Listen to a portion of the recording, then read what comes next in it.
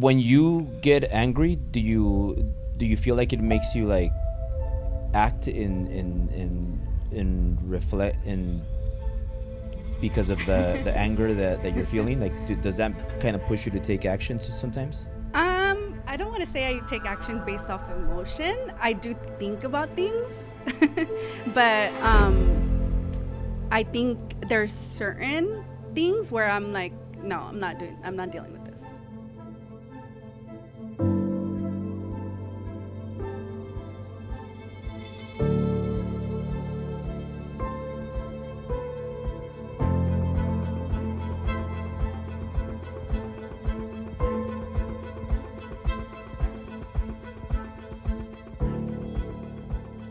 Hey guys, welcome back to Driven Channel. I'm here with a special guest here, Tracy. And before I get started, let's have a cheers, Tracy. Cheers. Cheers to your success. And I want to start off first by saying how proud I am of you. Uh, I know that I am hard sometimes. I know that I say a lot of things sometimes, and I know that I got you a few canas, a few white hairs, and They're and dying now. but I'm I do it because I care about you, because I care about your family, and because I have a lot of love for you and your family. If not, I wouldn't do it. If not, we wouldn't do things that we do together, and with you and Jerry, and all of that. So I do it from a place of love, but I'm very happy and proud of what you have accomplished, and you have really earned. I mean, not only this, but everything. Like you've been a great leader. You helped Jerry and the mortgage team. You've earned it. Like you have walked your talk, and I am very proud of what you've accomplished. You were number one last month, so I'm very happy, very proud of you. So, Tracy, tell us who is Tracy, and where did Tracy get that spark that you're currently on, because you are on the roll right now, and you're like more serious, like everything is a bit different. I don't know, but maybe you could talk into like what has made a difference, because you something made a difference, something changed. But before that, for people that are watching this, can you start off by saying like who is Tracy? Why did you get into real estate? Because you're also fairly new, which makes it more impressive. You're not like a veteran in real estate. You had a job before, and you're a mother too. So just tell people, who is Tracy, for those of the people that are watching this and they're not sure who Tracy is. Who is Tracy, and why is Tracy in real estate now? And why is Tracy kicking so much ass right now? So hi guys, my name is Tracy Aguirre or Aguirre. So who is Tracy? I am a mom of three. I am a realtor with Ambiance Realty. Um, what I would say is what got me to where I'm at. I think the biggest point in my life that changed my life, or the way I think, is being a young mom. So I think that's kind of where my drive came from. So I know I hear a lot of people say they had a hard childhood and it was tough growing up. For me, I can't say that. I think my parents worked really hard. They weren't born here in the United States. My mom is from El Salvador and my dad is from Mexico. And they were both born out there and came over here when they were teenagers. And they did go to high school out here, and they worked really hard to make sure that myself and my siblings didn't have a hard childhood. So what I would say is, growing up, I was given everything. I was given a car in high school. They paid for my gas. I didn't have a hard childhood, but I did get pregnant young. So the moment that I got pregnant, everything changed. And I think it's a blessing in disguise, because I feel like if I wouldn't have got pregnant so young, I don't think that I would probably have the work ethic I have now, just because I was given so much. And I do think that the way that my parents handled it at that time, I felt like I hated them, because I felt like it was tough love. But I do see now where them doing that, it benefited me now. So And talk about your job. So you had a job, and it was a good paying job, and then I told you to quit, Mm-hmm. and then you went all in with real estate. And how was that process, and what were you thinking when you have a job, and you see Jerry's doing mortgages, and Jerry doesn't get off to like a great start. It's a little slow, and he's learning because he's brand new in mortgages, and Jerry has that he has that great attitude, and that I'm gonna kick your ass, I'm gonna be number one, and he has a lot of good energy. So I knew he was gonna do good, but in the beginning, it's sometimes challenging because it's brand new, it's something new, Mm-hmm. and that's going on, and you know that you have your job that pays you a good salary. Was it hard to make a decision to get into real estate and leave that salary, knowing that what if Jerry doesn't make it? What if Jerry has a hard time? What if it takes a year for him to get it together in mortgages? Not saying that he wasn't, because I know that we all believe we all knew that Jerry was gonna kill it, but we didn't know if he was gonna, maybe it was gonna take a little longer. And what if you leave your job, and what if it's not working out, and you guys have kids, you have an older kid, an adult, almost an adult. And what's going through your mind when you're thinking, what made you decide, you know what, I'm going to leave my salary job, my good paying salary job, and I'm going to go all in real estate, and I'm going to see what happens? Yeah. Was it So scary? it's funny because I feel like, I don't want to say I'm a risk taker, but I feel like once I make a commitment to do something, I already in my mind have thought of all the ways that it could go wrong. So then I don't go in with fear. So I think I just trusted our ability, and I trusted, the fact that your guidance and you saying, it's a good move. Um, I did work at a corporate job. I started working in corporate banking. That was where I used to work before, when I was 19. So the only reason why I started working there was because my dad cut me off of my insurance. I was Yeah. pregnant and I needed insurance. And my son's dad's sister, she worked for a bank, and she's like, hey, banks give good benefits. I know you need insurance, you're pregnant. And because I wasn't married to him, I couldn't be under his insurance, and I didn't want to get married. So that's how I got into banking. So I ended up getting, she helped me do my resume, get into an interview, and started working at a bank. From that, from 19, I worked my way up to branch management. So being a branch manager so young, it is a well-paying job in corporate America. And it was a little scary making the move, but at the same time, I think that there's been other parts in our lives, which I know we shared some with you, that where we took big risks. And I think that was kind of what made me prepare for this one. Yeah. So So nothing scares you? maybe there's anything that has to do with my kids, but not my ability. I feel like I can accomplish anything. Like if let's say you get down to the last penny, you feel very confident that you know how to turn it around the next day? Yeah, so we've actually been in that position before. When we opened up the restaurant, we were pretty, I don't want to say negative, but because well, I guess, yeah, if you have a lot of debt, but we were, yeah.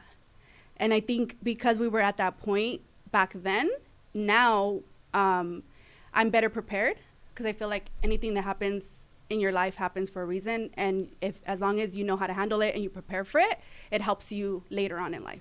So because that happened so young, I feel like now we're in a position where we can make a big purchase. Yeah. We can take risks and still be able to be fine. Because both of you used to work at the bank, right, together? Or was it different banks? So it was the same bank, but he started working there after I met him. I think a year after me meeting Because him. when you met him, he was a trainer in Bally's? He worked at a gym. I think it was 24-hour fitness, if I'm right. Or was it Bally's? 24-hour Well, fitness? he did work at Oh, Bally's both. before, but that was like when he was Is that where you met him at the gym? younger. I didn't meet him at the gym. I met him at a bar. At a bar? Yeah. Can you talk about like when you met him the first time? What's going through your mind? Because you're working at you're working at the bank already, right? Yeah. And you went to a bar. Maybe it was a stressful day. You go to the bar and you're gonna go get a drink. Was it a margarita? No, back then I used to drink beer. Oh, okay. Super classy. So you're going there for a beer, and then you run into you run into Jerry. Can you talk about the first time you, like, when you ran into him, when you met him? What's going through your mind? How did it start, and how did it end that night? I mean, not, you don't have to go into details, but what happened that day when you met him, like at that Yeah. evening or whatever? So that day, I was actually supposed to go to Vegas. Me, my sister, and a few of my friends had packed their bags, and we were driving to Vegas. And from what I heard from Jerry is he wasn't supposed to be at that bar. He was gonna go somewhere else with his friends. And something happened where we were going, or whoever we were going to meet in Vegas, there was like some kind of argument. So we ended up turning around and saying, where are we going to go? Because now that we have our bags packed and we're not going to go to Vegas, what can we do? And it was my birthday weekend. So because of the banking scene, we have a lot of, Yeah. mutual friends. One of my friends said they were celebrating another manager's birthday. It was in Pasadena, and for us to show up, which we did. So that's how I ended up going to that bar. And then Jerry ended up walking in. I don't remember how long into the night he walked in, but yeah, we ended up talking there. And after we met and after we talked there, we didn't hang out until he asked me on a date after. How long after was that? Was it the... Why are you asking these questions? Let's talk about real estate. It's leading into real estate. How far was it? The next night? So he asked me for my number, and I put my number on his phone, and I remember he called me and he was like, "Hey, I just called you, but you're not getting the call." And then he was like, "Are you sure you gave me the right number?" And I was like, "Oh wait, it's one digit wrong." So I fixed it, and then I ended up. Also, he called you on the spot to make sure it was the right number. To make sure it was the right so number. Did you change the number on purpose? No, I didn't. No. So you just kind of said it wrong, accidentally? I think I just put the wrong number accidentally, like the last digit. Good idea, Jerry. I used to do that same tactic. So Yeah. so then eventually then you go out on a date, and then from there you never look back, and then he ends up joining you at the bank. Is that how did he end up at the same bank as you? Yeah, so we ended up going on a date, and then from there we just kind of dated. I think like a few months into us dating, he ended up moving in with me. So like, how many months was it, Jerry? I don't even remember. Then when did you move in? It was not 1 month. He's saying it was 1 month that he moved in. 2 months? No.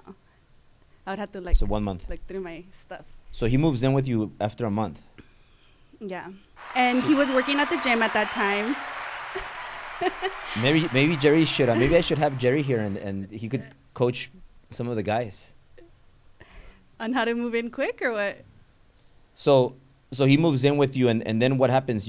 You introduce him to your bank, and he starts working there, or? No. So Jerry, maybe you should do a podcast with Jerry. We'll swap slides right now.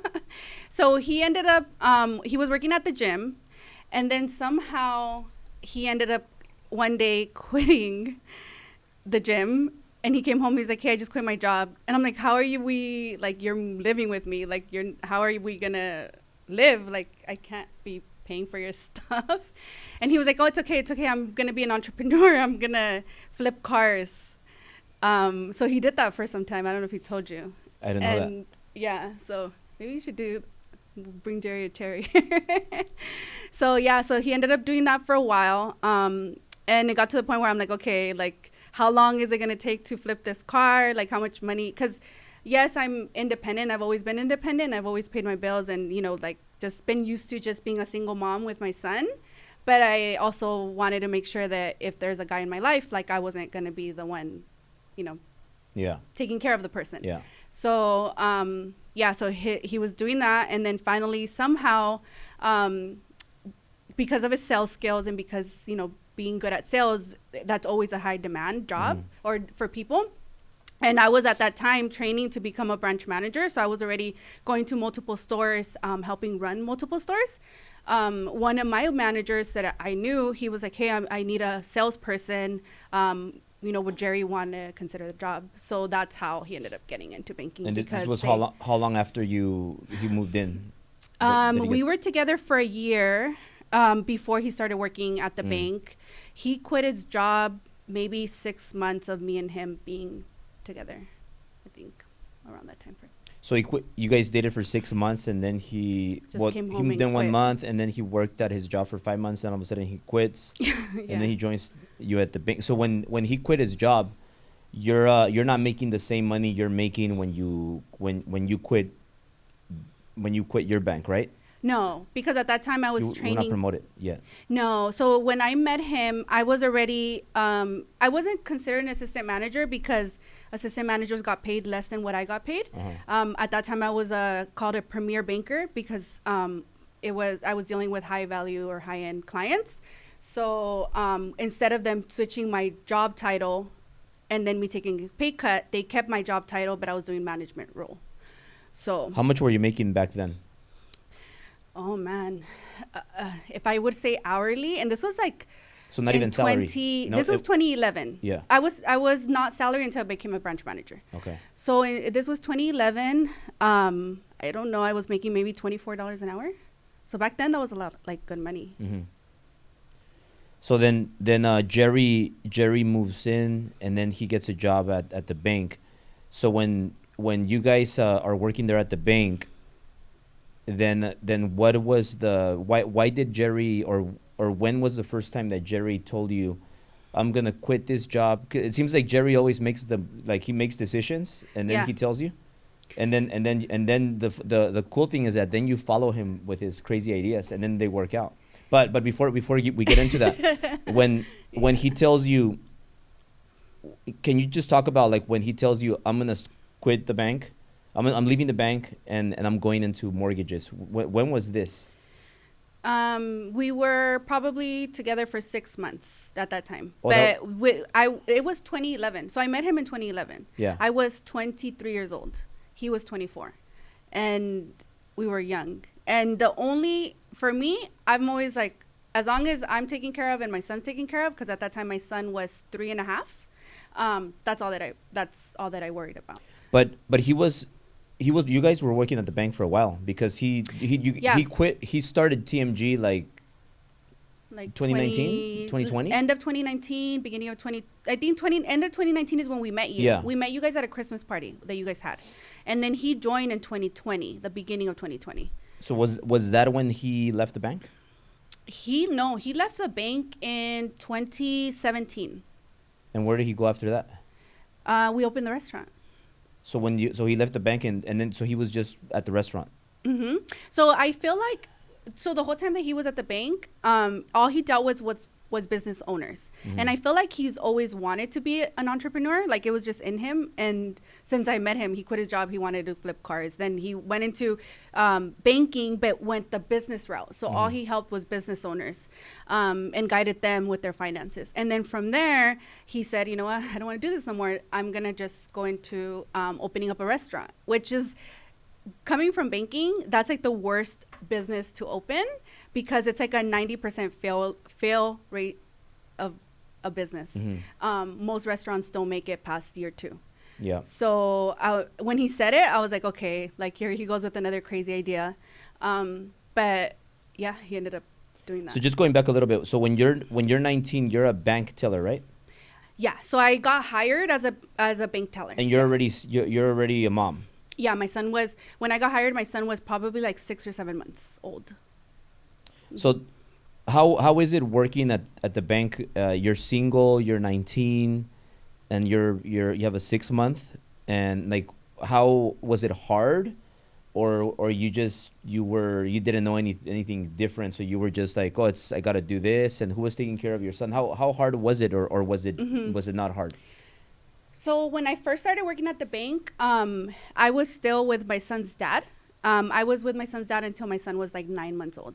During that time frame, he worked at UPS, so he still works there, but he worked night shifts. So I worked day shifts, and what we did is we just alternated and said, okay, during the day I'm gonna go to work. As soon as I get home from work, he's gonna go to work, and we're just gonna basically swap the baby. So we lived like that until my son was 9 months, and we figured it just didn't work. Like we were so young. He mentally we weren't in the same page, and we never saw each other. So it was not something that made sense. But he still stayed in my son's life. So as far as like babysitting and stuff, once we broke up, we put my son in a daycare, and what I just did is I just figured it out. If I had to pick up my son and bring him to work, I would. There were times, and I have pictures actually where my son was little, and he was at the bank with me, either at the vault or like at the teller window. How often would he take him to work? It became more often when I became a branch manager. Prior to being a branch manager, what I would do is I would just drive. So I would drive from, I lived in Upland, so I got an apartment in Upland, and then I would drive to Rolling Heights to drop him off, and then I would drive to Almani, which is where I worked. So then I would drive back to Rolling Heights to pick up my son, and then drive back to Almani. So I did that every day. So the Upland, was that the property you bought? No, Upland was my first apartment that I bought, well, that I moved into after I left my parents' house. Because when you became a branch manager, you were 23, right? Mm-hmm. And when you became a branch manager, was that a 6-figure salary? No, so the way that branch managers get paid is based off how big your store is and how many employees you have, and how well also you produce. So the more you produce, the higher then you get promotions based off store levels. So my very first store, I actually made the same as I did as a premier banker, because to think about it, as a premier banker, it's a sales job. So you're helping high value clients and you're getting bonuses. So I was making, $24 an hour. I was making bonuses, and I was getting paid overtime. Now I switch over to a branch manager. Yes, my annual salary was more, but I was not getting overtime anymore. And my bonuses, I had to get, to a certain tier to get paid bonuses. So I was basically breaking even when I got my first store as a branch manager. And then the next year, did you get paid more, or was it the same? So then after your first store, then depending on how well you do and if you hit your goals, then you end up getting promoted to another store, which would be bigger and then bigger and then bigger. So when you left the bank to get into real estate full time, you were already making 6 figures. It was a 6-figure salary. Yeah. So just before getting into that, when you were 24, you bought a property. Yeah. At 24, can you talk about that? Like where did you buy the property? Is it like, was it just you and your son right there, or how was that? Yeah. So when I bought the property, it was when I was 24. So I had already met Jerry. And this goes actually, it could go into like finances and loans and the specifics. But at that time, I was a branch manager, but I was transitioning to a bigger branch. So I wasn't getting paid the high salary yet at that moment. Yeah. But I was still making a good amount. So the reason why I even got a house, and again, maybe it's just I need a push to get me to the next level. Maybe that's just it. But I ended up buying a new BMW, and I parked it in my covered location at my apartment, and it didn't have the sticker because the sticker stayed with my old car, and it got towed that night. I didn't have enough time to go the next morning because the office was already closed of where I was living. So my new BMW got towed. So I was so mad because I'm like, dude, I just bought this car, and what do you mean it just got towed? And on top of that, when I called the office, they didn't want to reimburse the fee because I'm like, I live here. Like, I just bought this car. So I was mad. So the next day when I went to work, I went to the mortgage rep because in your location, you have a mortgage rep there. Yeah. And I was like, can you qualify me for a house because I need to move out where I'm at because they just towed my car and I'm pissed off. So that's how I got qualified for a house. And I ended up from the moment I got qualified, I ended up finding the house and buying the house within 30 days. When you get angry, do you feel like it makes you like act in reflect in because of the anger that you're feeling? Like, does that kind of push you to take action sometimes? I don't want to say I take action based off emotion. I do think about things, but I think there's certain things where I'm like, no, I'm not dealing with this. And then I'll make an action or I'll do something about it. But not all the time. It depends. Yeah. So when you buy the house, right? And so you and Jerry move in there, and you have how old is your son right now? My son now, No, he's well, not now, but when you're moving into the house, when you bought the house. when we bought the house, what, 2014? You're doing the math for me? 5, 6. He was 7. I was like, what is the? So he was 7 when we bought the house. And you move in there. How long was that experience? Did you live there for a while? Did you sell it? Did you what happened to that house? Yeah, so we lived there maybe for I don't know how many years. Where was this? Baldwin Park. So I was a branch manager. The last branch that I managed for that bank was in Baldwin Park. It was one of the biggest branches for all in the region where I was at. It was a high trafficked branch, a lot of Latinos. There was a lot of clients with business owners with money. So I was doing really well at that location. I was running a branch of like 30 people, I think it was, of employees that all came to me. But I didn't also just worry about that location. I also worried about multiple locations and all the business specialists for that bank. I had to basically train them every week to make sure that they were helping enough business owners and what activities they were doing to make sure that they met their. So not only did I have my branch, but I also, had other responsibilities. So during that time, I was working in Baldwin Park. So I wanted to find a house in Baldwin Park because my son was 7, and it was hard because I didn't have too much help. Jerry was already working at the bank, but he was working in Pasadena. So I needed to find a location where he can walk home from school.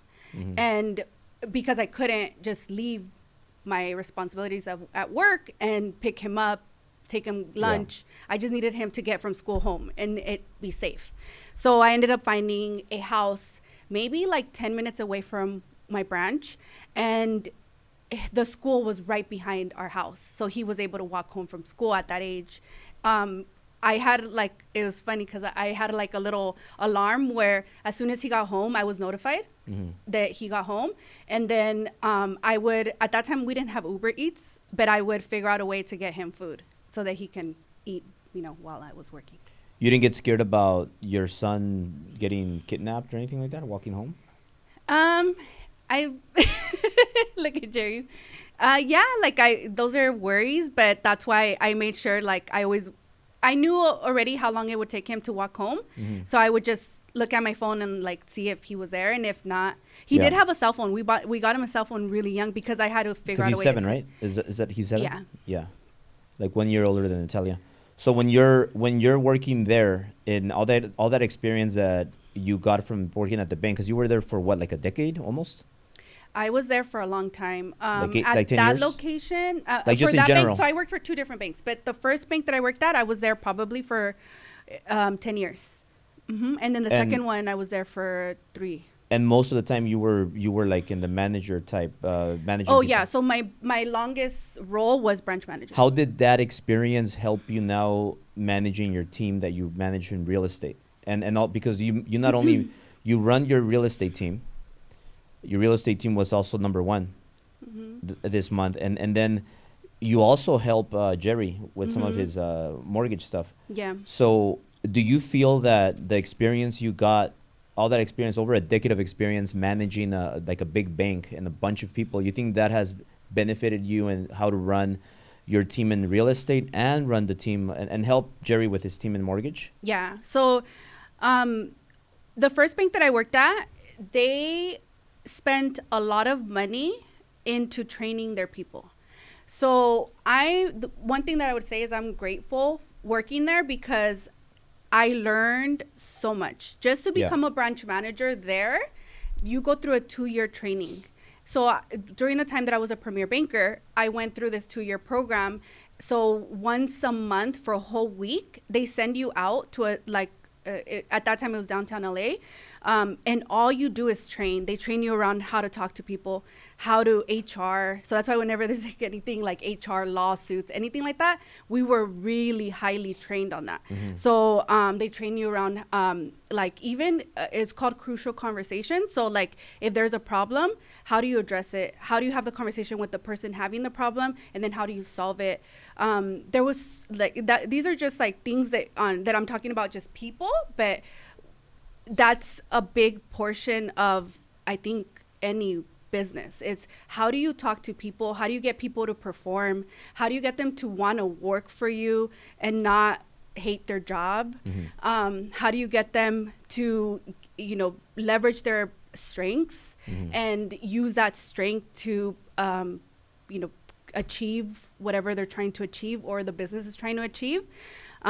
So those are things that I'm grateful that, I went through that program, because I feel like now being where I'm at, you can use that not just with my team, which, we do have the both sides, like you mentioned, the real estate and the loans, but also with our clients. Like you're able to, if there's a problem, solve it, figure out where's the right avenue or who's the right person you need to talk to make sure that whatever comes up is fixed. And and I think as far as performance, just from banking, like I mentioned, dealing with how many employees they all ran up to me, right? Yeah. I can't teach all 30 at the same time.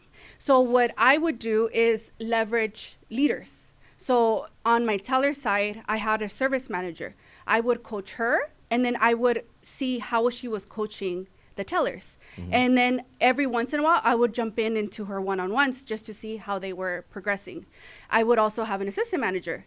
My assistant manager was in charge of certain areas, right? And I had a business specialist. They were in charge of business. So I trained the leaders, and the leaders trained the rest. Yeah. And as like, let's say there was a new banker or a new teller, and they were showing success, then they earned more. So, okay, you're doing well, you're helping enough people, or, whatever at that time we were focusing on, then I would give them more. Okay, now you have either a promotion or another task. So then as they would get more, it would make it easier for me because it would take stuff off my plate. Yeah. And that's how we do it now. So you have a house, you bought a house, you're making good bank. You have your son, Jerry's making good bank. In his he's also at the bank. Why do you jump into opening a restaurant? Like, maybe Jerry should answer this question. So well, I'll have one with Jerry, and that one I'll attack him personally. But so right now, personally, what are you thinking when Jerry's like, I'm gonna be an entrepreneur, I'm gonna open up a restaurant? Like, what were you? Did you guys fight about it, or how was that? How did you process that when Jerry said, we're going to open up a restaurant? So at first, I just thought he was crazy. I thought he was just saying it and not going to actually do it. Then when I started seeing that he actually went in and took out a few loans so he can start the restaurant, then I figured, okay, he's actually serious and he's going to do it. But the deal was he wasn't going to leave his job. He was going to keep his job. He was going to open up the restaurant. The reason why he wanted to open up the restaurant was because of his mom. So his mom has been in, the restaurant field for a long time. She's always been a cook. Her food is really good. So he just felt like, I don't want my mom working for somebody. Like, she does really good food, and she's really good. Like, I want her to have her own restaurant. So it was his goal to get his mom a restaurant. So he ended up, at first, I was not involved at all. I was like, okay, this is your thing with your mom. Like, you guys do it, and I'm gonna focus on my role as a branch manager, and you guys do that. Which he did. He started. And there was a few things that went wrong, and he ended up needing more money. So I ended up supporting him and taking out a few loans, and then I became his partner.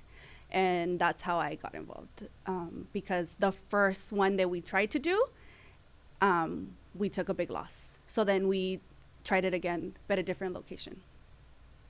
And then how did you get the money? Did you have to refinance like the house or? No, so the first one, it was just credit. So I ended up applying because I had a good salary and, you know, good credit. I applied for some loans. It's crazy to think 35% loans. And I got approved for 2 total. I don't remember how much it was. Do you remember how much the loans were? Maybe around like 60,000. What do you mean by 35%?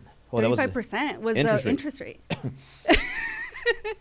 Yeah, but it was okay. Either do that or take a loss on what he already. And while this is going on, you're pregnant, right?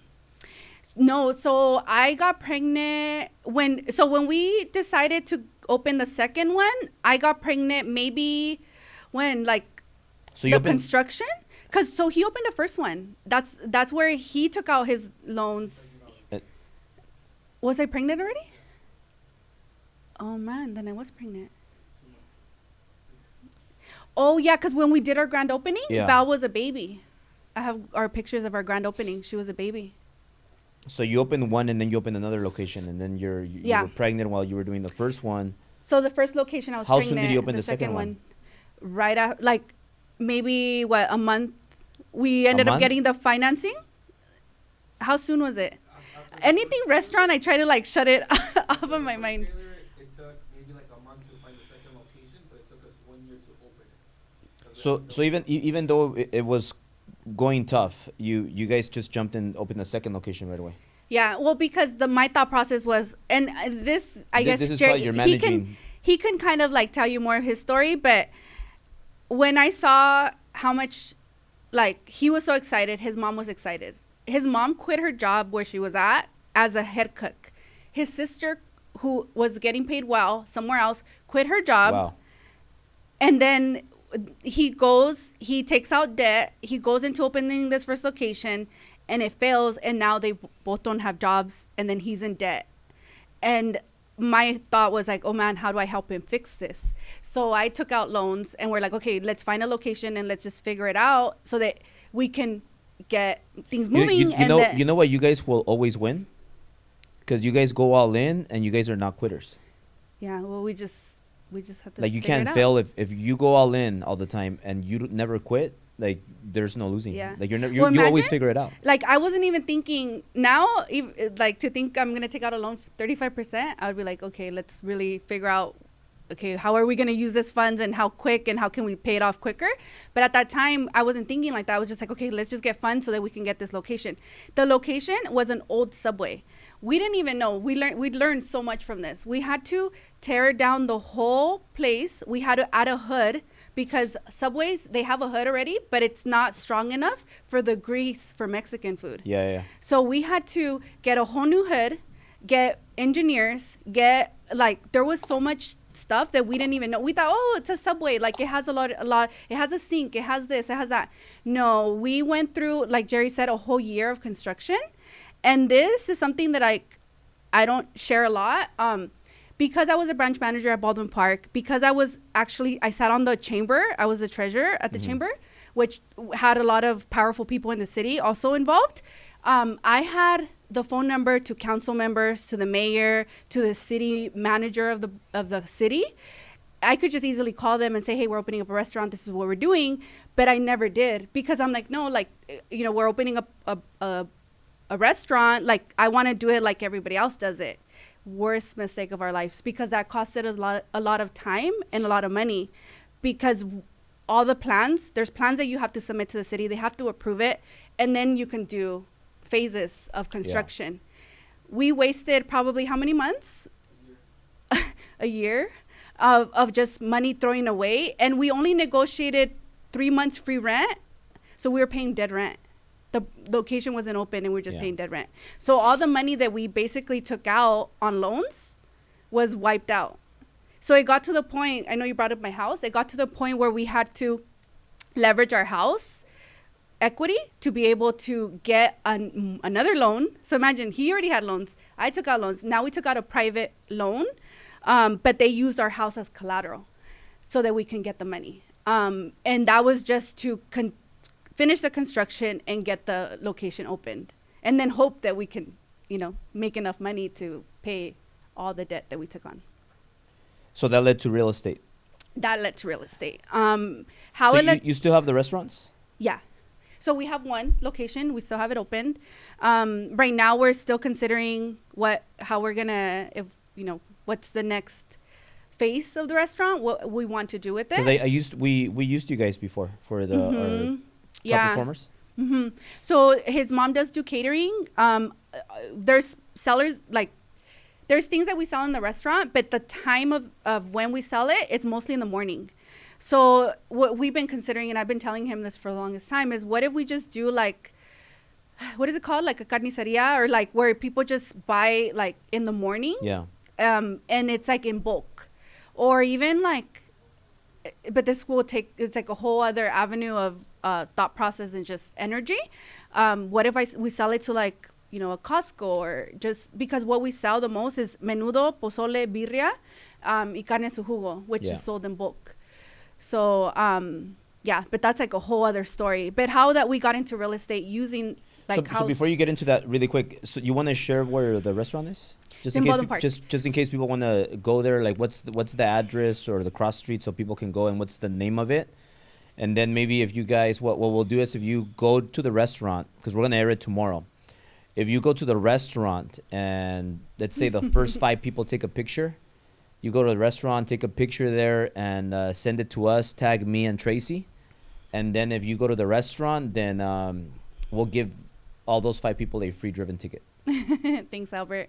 So our restaurant is called La Cocinita. It's in Baldwin Park. If you Google it, you'll see we have amazing reviews. The biggest thing, like I mentioned earlier, is we're mostly open morning time. So it's morning and lunch.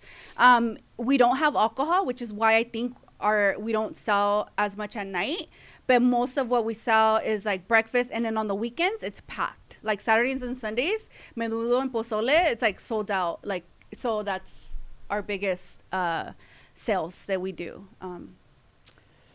Awesome. So that happens. The restaurant you're in trouble. You're out of money. That leads into real estate. How and what did you guys kind of say? Well, fuck. Now we're gonna get into real estate because we're gonna make a ton of money, and then that's gonna save us. Is that was that what you were thinking, or how did you? Because you jumped from a perfect family with good income. So you have a good income. You have good enough income to live a pretty good life. Yeah. I think with your incomes, I'm gonna guess that you guys were making at least over $150,000 a year combined. Mm-hmm. You have a house, you have a son, and that's a good life that's a above average life. You could say that close to almost being rich if you measure it based on the average income and all that. I think if you're making $250,000, you're considered one of the 1%ers or close to that, or 3 or 2%ers at the least. So it's not a bad life. But then you get into the restaurant, and then all of a sudden all this happens, and then you jump into real estate. So now you're okay, now we don't want jobs. Mm-hmm. Now we just want to be salespeople and rely on earning commissions. Yeah. To pay bills. So you guys were really. It's almost like you both love big challenges, and you like to have your backs against the walls. I thought you were going to say chaos or something. You enjoy it. Yeah. Well, you like the same thing. Chaos. You like chaos. You like having your backs against the walls. You like being pushed, because if you think about it, every time you get pushed, you perform. Yeah. So what happened with real estate? Why did you get into real estate? So like I mentioned, we needed funds, so we ended up using the collateral on our house. From there, we ended up now I would say we really look at the contracts that we're signing, or even what agreements we made. But at that time, Jerry made an agreement with this private lender that he would get X amount of money and he would pay it off within a year. The year came and we didn't have the money to pay it off. So how we got it, we ended up putting my house as collateral. He said that the lender didn't want just one house. He wanted 2 houses, which was my mom's house as well. because he felt that there wasn't enough equity to cover the amount he was letting us borrow. Now looking back, I'm like, man, we were so young and naive. I don't want to say dumb, but we were so young and naive that we didn't know enough to be able to say, no, this house covers it. Because we ended up having this one loan, 2 liens on 2 different properties. And my mom's house is in a good area in West Covina, so her house is worth a good amount of money. So we ended up having to sell our house. Because if I didn't sell our house, then we would have gone to court, and then my mom's house would have been involved into it. So because we borrowed this money and because we were in this situation that had nothing to do with my mom, and my mom allowed us to use her house as collateral, I felt like it was my responsibility to not, risk her stuff. So we ended up deciding to sell. So that's how we got into real estate, because we were trying to find a good realtor. And man, back then, or even now, I feel like, how do you trust somebody, or how do you know who is going to sell your house, and are they doing a good job? We found so we ended up going with 2 people. The first one, we met through a networking event that we were a part of, and our house sat on the market for some time and it wouldn't sell. And now knowing what I know, I see everything that was done and how, maybe because she was old school and she was older, the way that she handled our listing wasn't the best way.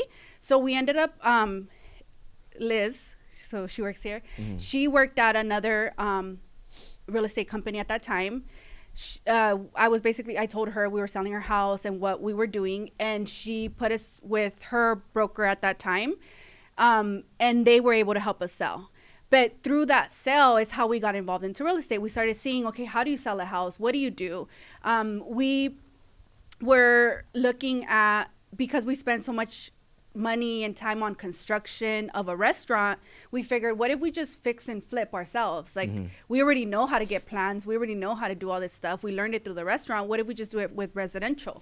So that's how real estate came about. So we ended up, during that time, while we were selling our house, we ended up getting our licenses, and that's how real estate started with us. Because Jerry came over, but you were still at the bank. When he came over, And then I remember that COVID happened, and then you didn't work for a while.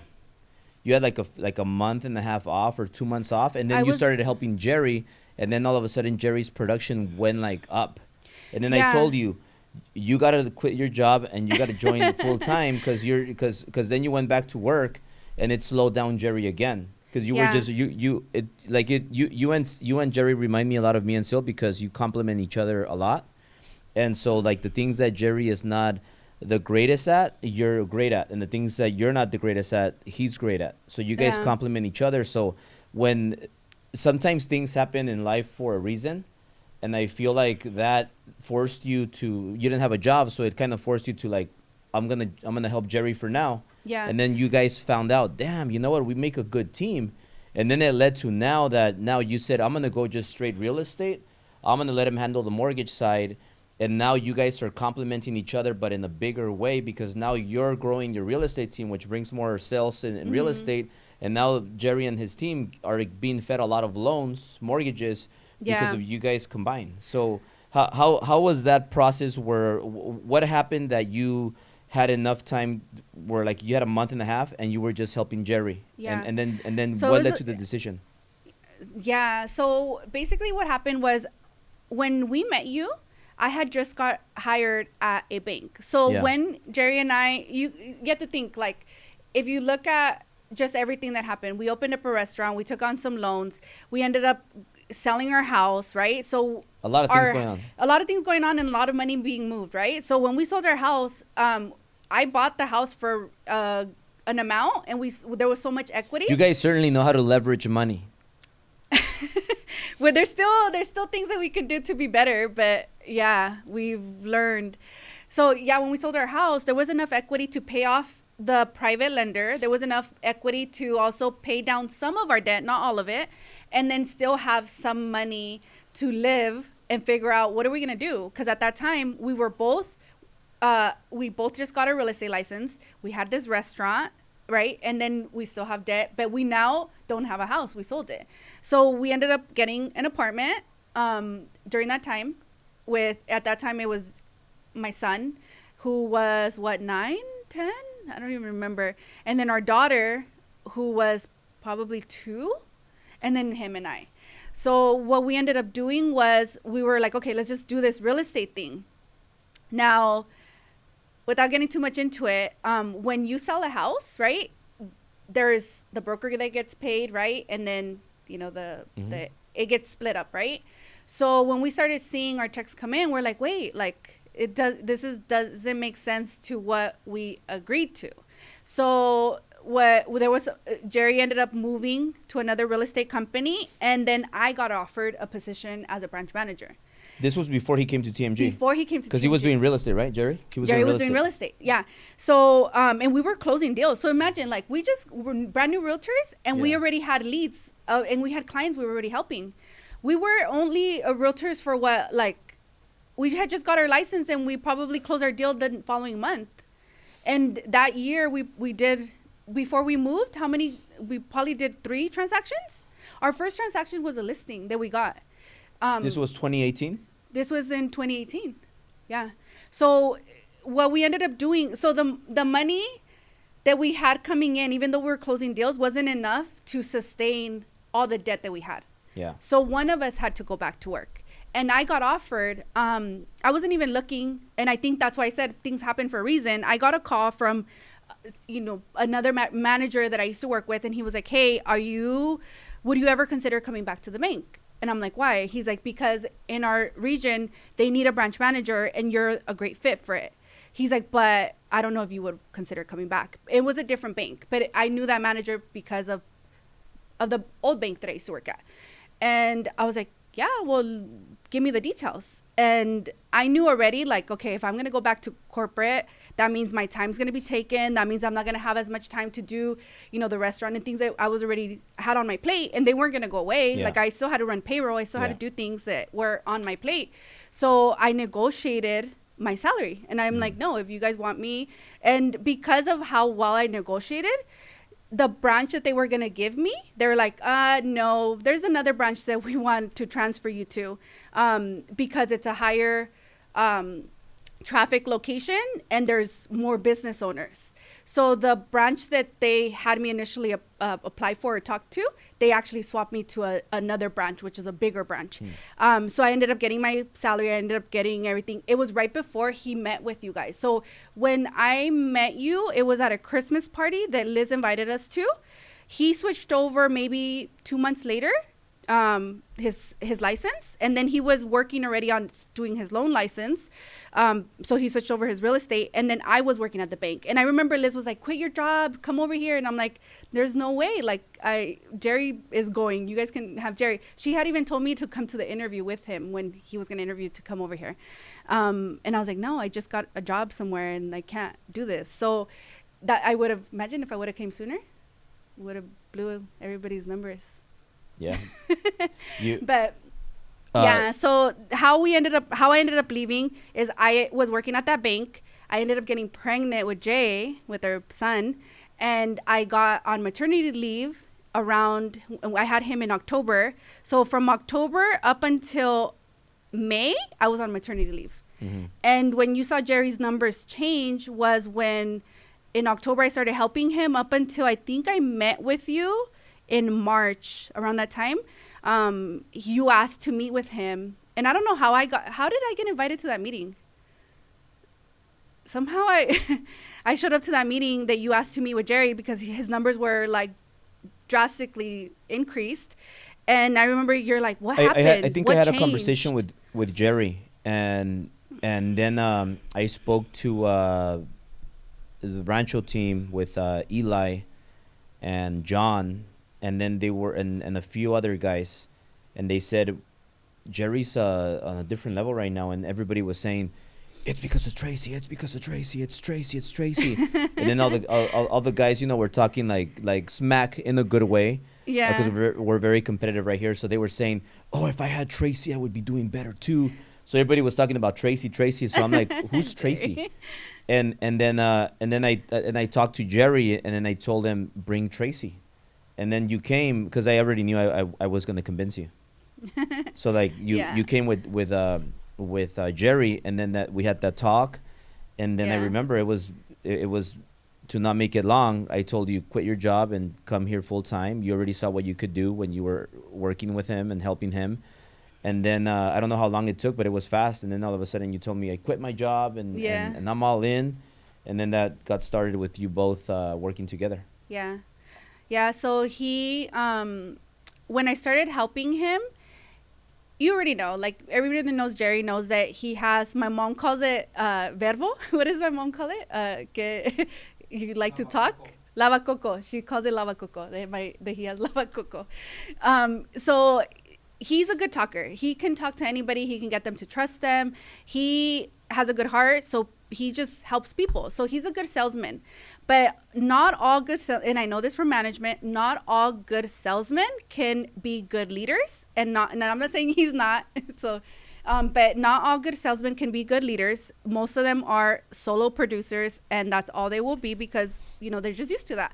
And then not all good salesmen have good systems. Yeah. So when I started helping him, it was during COVID. So I got pregnant. I was on maternity leave. I had just had the baby. I was on maternity leave. And I'm not somebody that likes to just be at home doing anything.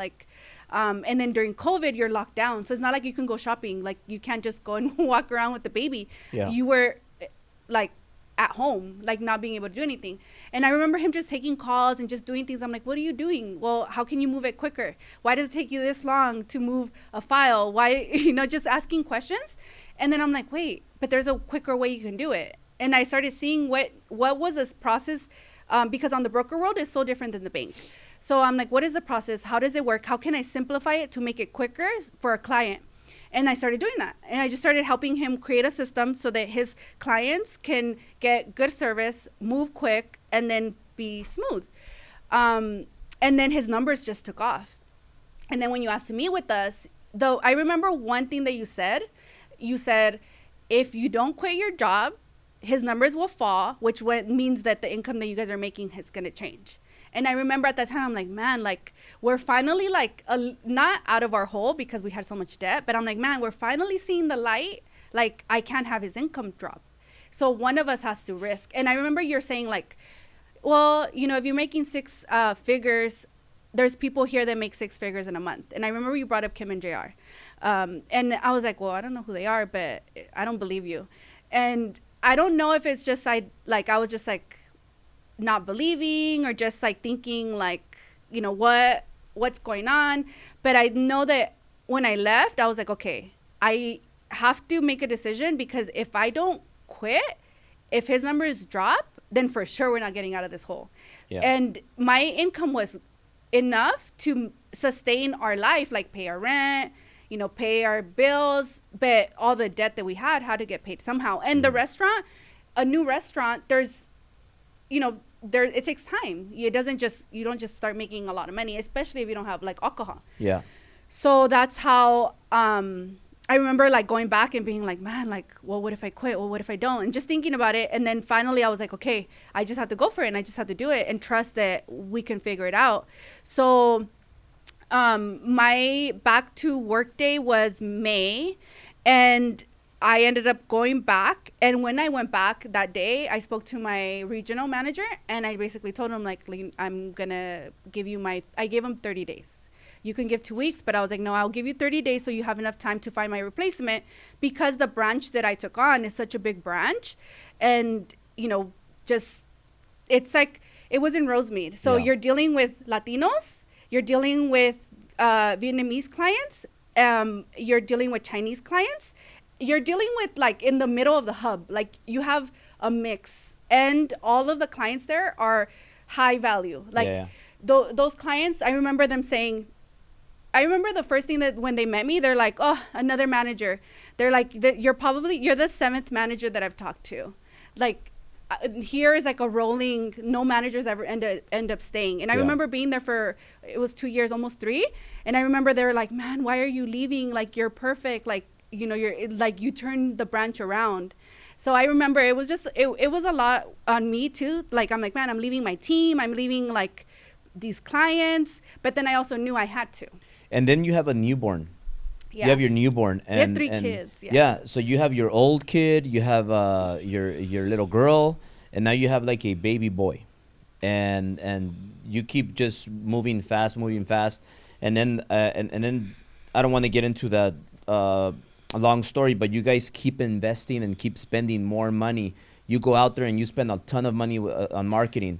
Yeah. And I remember Jerry's like, oh, I just got this, and now we're spending on this, and you guys keep spending a lot of money on things, and that's the story of both of you. Like, you guys push yourselves to the limit, but but it's just like me. Like, I always have pushed myself to the limit because I know it makes the best come out of me. But you're going through all that. So how is it now that you have a newborn? Mm-hmm. You have your newborn and I Jay. just quit my job. And you quit your job. and Yeah. and now you're going on a full 100% commission only job. You're in all this debt. You just spend more money on marketing, and now you have Jay. Like, what are you thinking now? Like, what's going on through your mind? We're either gonna make it or break it, or what's going? Because I know you guys are not. You guys go all in, and you guys just kind of put your head down and just get to work, and you know we won't fail because we'll never quit. So, like, what's going through your mind now? Yeah. Jay is just born. Now it's we have to sell or we can't eat. Yeah.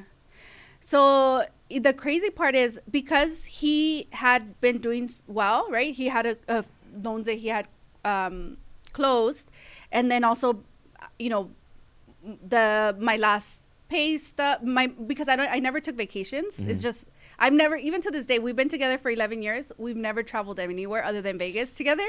Like, we just work. Like, that's what we're used to. I'm just always been used to that. So I got paid out my vacation. So we had a good amount of money in the bank, and we were like, okay, we can't just move this money over to the restaurant, because right now the restaurant's barely sustaining. We need to, this is also another baby. We have 3 kids plus 2 babies, which is the restaurant and our real estate business or mortgage business now that we have. We need to invest into this business so it can grow. So what we did is, it might sound crazy, but we're like, okay, let's get an office. We got an office. Let's get a Lambo. We got a Lambo. And we just started just investing into marketing. And that, even though now that I think about it, I'm like, man, maybe we should have just got a G-Wagon and bought it cash, because we basically, that's what all the payments that we made, it would have paid off the G-Wagon in a year. But I'm like, man, like, to buy a 2-seater car with 3 kids. And Jay's just newborn. And a newborn, like, why would we do that? But it was a great investment at the time, because it brought us business too. What it brought us is credibility. Not that we didn't know what we were doing. Our experience enough in the bank, my experience, his experience, like, we know how to help people. We know how to get their transaction done smooth, great customer service. We know all that, but we didn't have the credibility of, now you're a new industry. Let's see how you do, right? The Lambo gave us the credibility quickly. Mm-hmm. And then from there, everybody that trusted us already, because they already have either worked with us in the past or knew of us, they just were like, okay, help me. I want to buy a house too. And then it was like a domino effect. It just took off. Yeah. And now we're like, okay, now we're at his phase now where we're like, okay, we need our team to grow. We want them to produce too. Like, we don't want it just to be me and him. Like, we want them. We get happy. Like, Min's here too. And for him, he just closed $1 million loan. Like, to say that, like, that is what makes me happy. And he was 18 a few days ago. A few days ago. He's 19. Yeah, like, when I see the girls, like, close transactions and they've only had their license for, X amount of time, they're new. And that's what I think we're at a level now where we're like, okay, let's get all of our team to, like, dominate. And then on top of that, like, let's be very smart and let's start, like, investing, but, like, wealth. Like, let's grow. Like, I think that's where our mindset is right now. So Tracy, to close up, you said something about people that were doing good before. Mm-hmm. A lot of those people they stopped doing good. They're not doing good anymore. Yeah. People are struggling. People are saying that it's tough right now in real estate. It's tough right now in mortgage, and you know, like if they could learn something from you right now, if they're watching, and instead of thinking that way, what can they learn from you? Because you guys were number one last month, and you're on fire. Like, you keep opening deals. You have multi-million-dollar deals right now in escrow, and it doesn't seem like you're slowing down. And now it's beautiful to see, like, Mim right there watching this behind. Like, you could tell that your team really wants you to win. Yeah. Like, your team's like, man, like, I'm gonna show up because Tracy has done so much for me, and Tracy and Jerry, and Jerry's right here too. So how does it make you feel right now, before we get into your team and what you guys do? How does it make you feel to see your team, like, cheering you up and being there for you? Yeah. So I think, and I don't know if that's why I was in management for so long, my biggest thing is I get happy when I see people that I helped, like, do something that they felt like they couldn't do before, or accomplish a goal they felt like was, like, far to reach. So I think the fact that Jerry and I are both the same, and we do that with our team, and our focus, and we protect them. Like, I know that there's times where, like, maybe we didn't see eye to eye, or Sil and I didn't see eye to eye, because I'm like, no, like, I'm gonna fight for them. Like, no, like, this is important to me. It's because I know that if I give them, and this is, like, maybe the thought process in management was, my clients were my team at that time when I was a branch manager. Yeah. They were my clients. I had to make sure they were, that I met with them, that I took care of them, because then they would take care of our clients. It was like a byproduct, right? So right now, even though I am producing and I am helping clients one-on-one, I also have my team who help me help them. Because there's times where maybe I can't show property, but my team does. So I help them be like a mini, like, kind of like similar to me, so that they can help our clients too. Because the goal would be for us to, build our team even bigger, like, or help more people. Like, how can I get to, if I want to help a lot of people, I need an army, right? So I need to help them be very good at what they're doing, so that we can help as many people as we can. We can reach more people. So I don't know if that answers your question, but it's just like, I think by that passion coming from me and him, they feel it, and then they want us to succeed. Like, it's weird because I'm not used to being like my picture, or I'm used to being behind the scenes. Like, it's not me. It's I want to show them, right? But them seeing me, they're like, dude, like, we did that. Like, it's you because you're our leader. Like, that makes me happy. Like, seeing them be like that. Your team and Jerry's team. You guys do mortgages. Jerry does the mortgage side. You do the real estate side. You have been having your biggest months in your career in what people say the most times, the worst times, the hardest times in real estate and mortgage.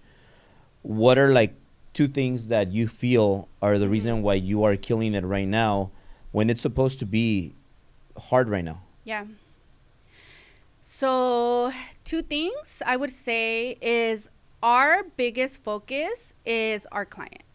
We just, whenever there's a new client that either reaches out by DM, by text, by an email, by however they get a hold of us, our biggest thing is like, okay, let me get to know you. Like, why do you want to buy? Why do you want to sell? Why do you want a loan? Why do you want to refinance? Because the more that we can find out about them, the better we can guide them. And maybe this is like a skill that we just learned from banking, that sometimes a client might think refinancing might be the best option. But then as you start asking questions, you figure out, okay, long term, you want to open up a restaurant or a business, right? Yeah. Maybe refinancing right now might not make sense because it's not going to get you to that long-term goal. Maybe it might make sense to, do something else, like whatever that for every client is different. So I think the fact that that's always been our number one thing that we focus on has been the reason why I think our clients refer us clients, why, our reviews are there, why, the business is there.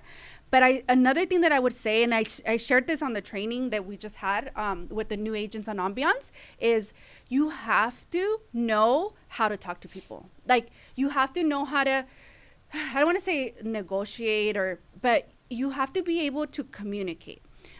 Because in real estate, there's multiple areas. There's escrow, there's the seller, there's the buyer, there's like the listing agent, the buyer's agent. There's so many sides. And if you can't communicate with each one and you can't solve problems, and not just solve problems, because there's people that I hear where they're like, oh yeah, I did this and I did that and I told this girl this, and no, that's not our job. Our job is to solve the problem, but also do it in a way where people want to work with you again. I feel really confident because I know that even though I haven't been doing real estate as long as some other people, I don't burn bridges, and I build really good relationships with the other side. So if I'm the buyer's agent, I'm building a relationship with the listing agent. Why? Because eventually we're going to cross paths again. Yeah. And eventually, if I have a buyer who wants a house and that listing agent has it, I want to be able to call them, tell them how great of a transaction, remind them of how great that transaction was, so that they give us an opportunity to get that offer accepted. And I do. Yeah. It's happened since I've been doing right now real estate twice, where I just had to call the listing agent and they're like, yeah, we're going to accept it. We worked with you before. Yeah. We want to work with you again. So I think sometimes, and I've seen it a lot in real estate, there's a lot of egos. A lot of realtors that feel like, oh, well, I'm, making good money, or I've been doing this for a long time. Like, put your ego aside and just think there's a person. Talk to the client as a person. Talk to the listing agent as a person. Let's let's come to a middle ground, and let's work together to get this solved. And it's just going to work out. And I think that going with that approach, it always does. So it's not bad times or a bad time to buy right now, and that's not going on. No, we just had 2 clients right now. So we just closed Friday on a client that sold their house. They bought a house, and then the seller who was selling the house that they're buying was off market. Yeah. So the guy that's selling his house, a lot of people are like, why would I sell now to buy a house and maybe the rate might be higher, right? But what people aren't thinking is the people that bought their house and are selling, there's so much equity. So you're coming in to the next house, you're upgrading, getting a bigger home or a better neighborhood. Now you're going into a house with a higher down payment. So the programs are different. What you qualify for is, there's different ways that we can make it happen. So in this case, our client was able to get the house in the location he's been wanting for a long time, because he wants to be his kids be in that school district. His rate is still a good rate. His loan, his payment is something that he can afford, and he sold and bought, and he's getting a great deal. Yeah. And then the seller that's selling, everything worked out. Yeah. So I feel like it's never a bad time to buy. I think what it is maybe the guidance might not be there. So finding the right person. Yeah. And that's why I told you, that's why I got into real estate, because it's so hard to find people that are really good and that care. Because they can be good at their job, but are they only after the commission? Yeah. Or do they actually care about the person and want to help them? Yeah. So everyone, reach out to Tracy. She is obviously like a rare, one of those rare realtors that gets everything done. She's been through everything. She can handle anything. And Tracy is doing better now in harder times than in the easier times of 2 years ago or a year and a half ago, when she started, when the market was up and booming, prices were going up, rates were in the 2s. You're doing better now than then.